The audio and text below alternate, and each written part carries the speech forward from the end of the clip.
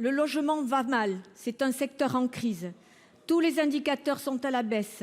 Vente de logements, mise en chantier, nouveaux permis de construire. Dans le même temps, on compte plus de 2 millions de personnes en attente d'un logement social, un record. Après plus de 6 mois de travail, d'échanges et de concertation, les attentes étaient fortes. Mais lundi soir, avec la conclusion du CNR Logement, la montagne a accouché d'une souris. La colère du secteur est à la mesure de sa déception face à un plan jugé minimaliste et imprécis, qui n'a conservé que très peu de ses propositions. Les deux copilotes du CNR Logement, les acteurs de l'immobilier, de la construction et de la solidarité, tous se sentent méprisés par le gouvernement. Monsieur le ministre, il faut une impulsion forte pour répondre à la crise du logement. Pourquoi n'avez-vous toujours pas pris la mesure de ses conséquences économiques et sociales? Beaucoup d'intentions, mais peu de faits. Les faits sont têtus, monsieur le ministre. La politique du logement n'est pas la priorité de votre gouvernement. Quelle réponse faites-vous aux milliers de familles qui peinent à se loger dignement? Aucune augmentation des aides au logement, encore moins du forfait APL, et pour cause, toutes ces aides ont été dépouillées durant le premier quinquennat.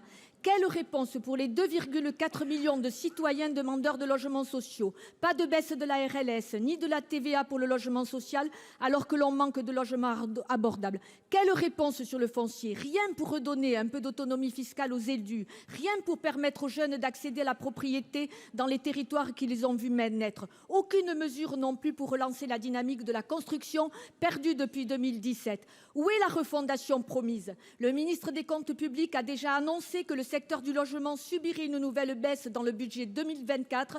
La crise du logement va s'aggraver et ce sera à cause de votre inaction.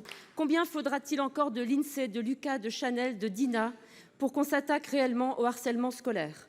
Aujourd'hui, l'émotion est forte et la vague d'indignation nous submerge tous. Et demain, la question du harcèlement risque de retomber dans l'oubli pendant que des jeunes continueront de souffrir. Monsieur le ministre, je vous ai rencontré en février dernier avec ma collègue Colette Mélot et vous sembliez très mobilisé et soucieux d'avancer vite et fort sur le sujet, de mettre en place certaines mesures de notre rapport sénatorial et de veiller à l'application du programme phare sur tout le territoire. Or, ce que je constate sur le terrain, ce sont des disparités d'un établissement à l'autre. Là où le climat est apaisé, où les faits de harcèlement sont contenus et traités, c'est lorsque l'équipe éducative et les services académiques se sont saisis des dispositifs. Là où ça se passe mal, c'est quand cette question n'est pas une priorité, là où les moyens manquent ou là où l'on préfère le pas de vague. Il faut savoir aussi que le programme phare n'est pas toujours appliqué, ou pire, n'est pas connu dans de nombreux établissements, que les associations engagées sur le sujet se voient refuser l'accès à certains collèges au motif que tout va bien. Tout ceci est inadmissible et ne peut plus durer. Monsieur le ministre, avez-vous enfin l'intention de rendre obligatoire l'application des dispositifs existants? Vous déciderez-vous à augmenter les moyens de contrôle de la mise en œuvre effective des mesures par un renforcement des recrutements de personnels éducatifs et médico-sociaux qui manquent cruellement?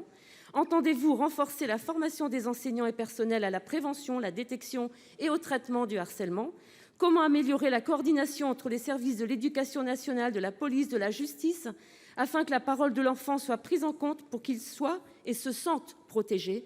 Et comment comptez-vous contraindre les réseaux sociaux à la modération effective du flux d'informations en circulation et à la publication de messages d'alerte à destination du jeune public? En fait, monsieur le ministre, il n'y a rien de nouveau sous le soleil. Tout ce que vous annoncez existe déjà et n'est pas appliqué. Ce que je vous demande, c'est de passer de paroles aux actes. Le 24 mai dernier, à l'occasion de l'examen annuel de la situation économique et sociale de la France et de ses perspectives, la Commission européenne a constaté, je cite, que la France est caractérisée par des disparités régionales croissantes qui vont au-delà du clivage persistant entre régions métropolitaines et ultra-périphériques. Elle ajoute également, selon ces termes, que la fracture entre zones urbaines et zones rurales en termes de dynamisme économique et de perspectives de croissance est devenue une préoccupation politique et qu'il est important de remédier aux déséquilibres régionaux pour notamment améliorer les perspectives de croissance à long terme de la France. Elle préconise enfin au Conseil de demander à la France, pour reprendre sa formulation, de procéder à la mise en œuvre rapide de programmes de politique de cohésion en lien avec le plan de relance et de résilience en vue d'accélérer une transition écologique, sociale, économique, numérique, équitable et inclusive.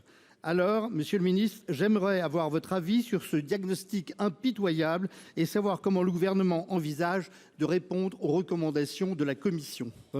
Il est urgent d'agir, sans nier effectivement un certain nombre d'avancées telles que vous avez pu les évoquer en matière de territoire d'industrie.